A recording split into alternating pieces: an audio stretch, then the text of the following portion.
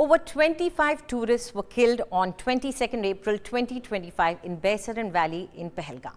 The Resistance Front, or the TRF, which is considered an offshoot of the Pakistan-based Lashkar-e-Taiba, has claimed responsibility for the attack on tourists. In response to the terror attack, the Indian government has suspended the Indus Water Treaty 1960 with Pakistan until Pakistan credibly abjures its support for cross-border terrorism. So what exactly is the Indus Water Treaty? This treaty is a water distribution agreement between India and Pakistan, brokered by the World Bank and signed in 1960. It governs the use and sharing of water from 6 rivers of the Indus River system, including the Indus, Jhelum, Chenab, Ravi, Beas and Sutlej. The treaty was signed to manage water sharing peacefully and sustainably between the two countries, which have historically had tense relations, especially after the partition in 1947. So what are the key provisions of this treaty? The treaty has divided the Indus River system into 2 parts. That is, the Western River system, including the Indus, Jhelum and Chenab rivers, and the Eastern River systems, including the Ravi, Beas and Sutlej rivers.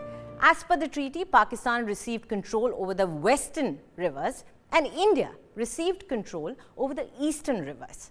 Under the treaty, the waters of the 3 Eastern rivers, Ravi, Sutlej and Beas, amounting to an average of 33 million acre-feet annually, were allocated to India for its exclusive use. In contrast, the water for the 3 western rivers, Indus, Jhelum and Chenab, with an average annual flow of about 135 MAF, that is 135 million acre-feet, were allocated to Pakistan, with India permitted only limited use for domestic, non-consumptive and specified agricultural purposes like hydroelectric power, irrigation, navigation and fishing without interfering with the flow of Pakistan.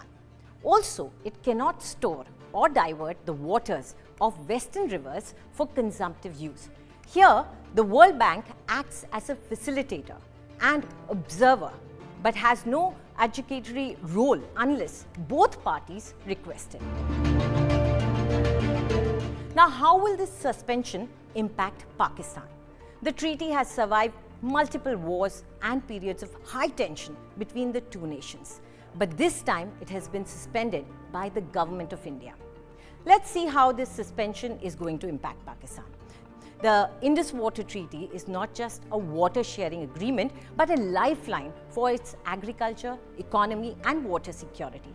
Pakistan gets around 80% of its total water supply from the western rivers, Indus, Jhelum and Chenab.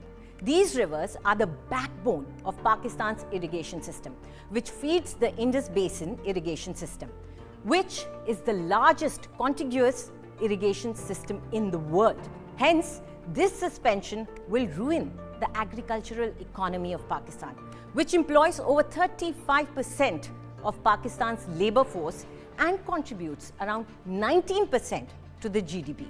Major crops like wheat, rice, sugarcane and cotton rely heavily on irrigation from these rivers.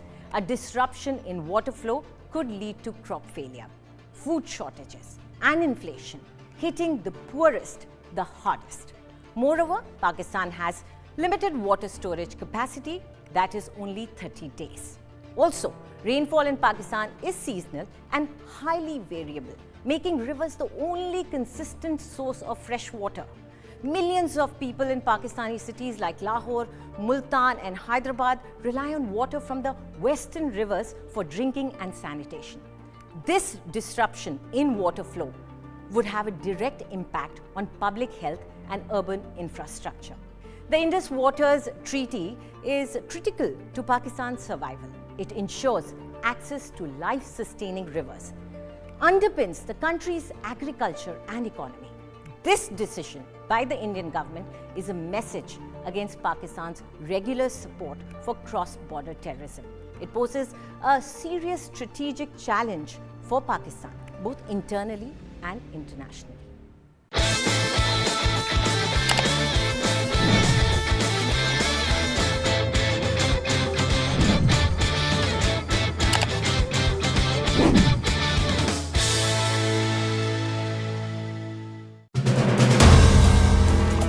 If you like the video, do like, comment, share and subscribe.